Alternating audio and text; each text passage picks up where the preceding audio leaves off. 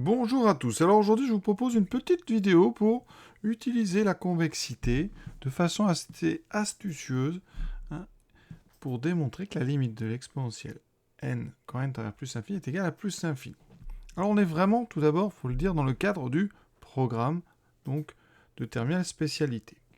Dans le programme, on peut lire ici quelque chose d'intéressant, au niveau des capacités attendues, c'est démontrer des inégalités en utilisant la convexité d'une fonction. Alors, vous allez voir, je vais démontrer une inégalité, et grâce à cette inégalité et à un autre théorème qu'on a vu dans le chapitre des suites, le fameux théorème de comparaison, on va pouvoir faire notre démonstration. Alors, quelle inégalité je vais vous proposer? Une fonction est convexe sur un intervalle si sa courbe représentative est située au-dessus de chacune de ses tangentes sur i. Chacune de ces tangentes, ça veut dire que, on l'a déjà vu, l'exponentielle, ici f de x, donc on va prendre exponentielle x. Si je dérive une première fois, je trouve exponentielle x. Je dérive une deuxième fois, je trouve exponentielle x. Donc vous voyez bien que, eh bien donc, quel que soit x appartenant à R, on sait qu'exponentielle c'est strictement positif. Donc ça, eh bien ça veut dire que exponentielle strictement positive, c'est donc supérieur ou égal à 0, et donc f est une fonction convexe. Donc on sait, hein, on l'avait déjà vu, mais l'exponentielle c'est une fonction convexe. Donc, ça veut dire que la courbe de l'exponentielle est toujours au-dessus de n'importe laquelle de ces tangentes. Graphiquement, ça veut dire quoi? Je prends une tangente, hein, n'importe laquelle, voilà, hop, ici, je la trace. Ça veut dire qu'ici, donc, pour n'importe quelle valeur de x, la valeur que me donnerait donc ici l'ordonnée d'un point sur ma droite rouge sera toujours plus petite que ce que j'aurais eu sur la droite bleue. Ça veut dire ici, hein, si je lis sur ici, là je vais, on va dire que je me suis placé au niveau de x.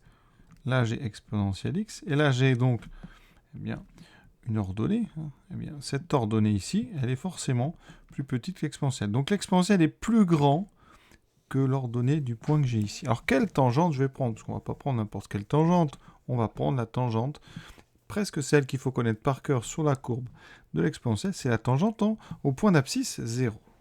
Alors voilà, je l'ai tracé sur GeoGebra, et maintenant je vais essayer de trouver son équation à cette droite noire.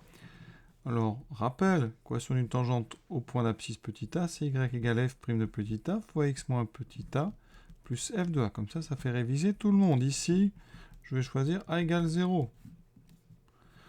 Et donc, j'ai besoin de f de 0. Alors, f, c'est la fonction exponentielle, donc ça fait exponentielle 0, ça fait 1. J'ai besoin de f' de 0. Eh bien, c'est aussi exponentielle de 0, ça fait 1. Conclusion. Eh bien, la tangente qui m'intéresse, je vais l'appeler t. C'est y égale, donc, une fois x moins, donc je remplace a par 0. Donc ici, 0, 0, 0. Donc j'aurai exponentielle 0, donc une fois x moins 0 plus 1. Je développe, ça fait y égale x plus 1. Très, très important. Ça veut dire que si je me place donc sur la droite noire, y est toujours égal à x plus 1. Donc, position relative. J'ai la droite noire qui est en dessous de la courbe bleue. Ça veut dire qu'ici, si je me place n'importe quel nombre x ici, qu'est-ce que je vais avoir ici? L'ordonnée du point que j'obtiens sur la droite noire, c'est-à-dire y égale x plus 1, donc x plus 1, va être plus petit ou égal à ce que j'obtiendrai en allant sur l'exponentielle.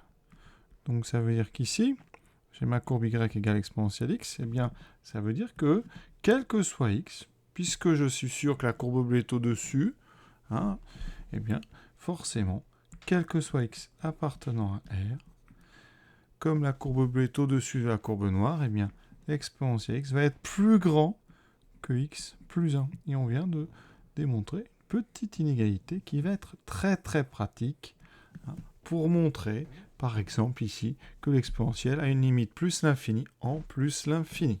Pour ça, j'ai besoin d'un théorème qu'on a vu dans le chapitre des suites et des limites, le théorème de comparaison. Et donc, on va considérer une suite un, exponentielle n, quel que soit n, donc entier naturel. Une deuxième suite, vn, qui sera n plus 1. Pour tout n appartenant à n. Qu'est-ce qu'on sait? D'après notre inégalité, celle qu'on vient de démontrer, on sait que, eh bien, quel que soit n appartenant à n, eh bien, on a un qui est plus grand que vn. Et vn, vous la connaissez cette suite, la suite n plus 1, elle est simple. Et on sait que la limite quand n tend vers plus l'infini, donc de Vn, c'est égal à plus l'infini. Ça veut dire que c'est donc le théorème de comparaison.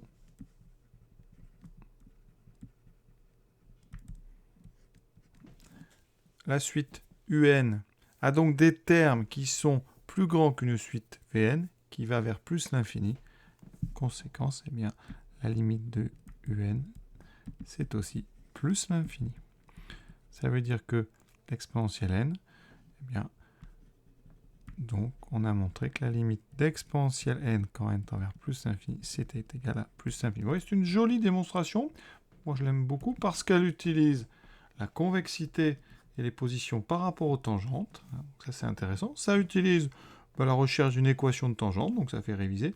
Et ensuite, eh bien, ça utilise justement ce fameux théorème de comparaison dans une utilisation vraiment très très intéressante.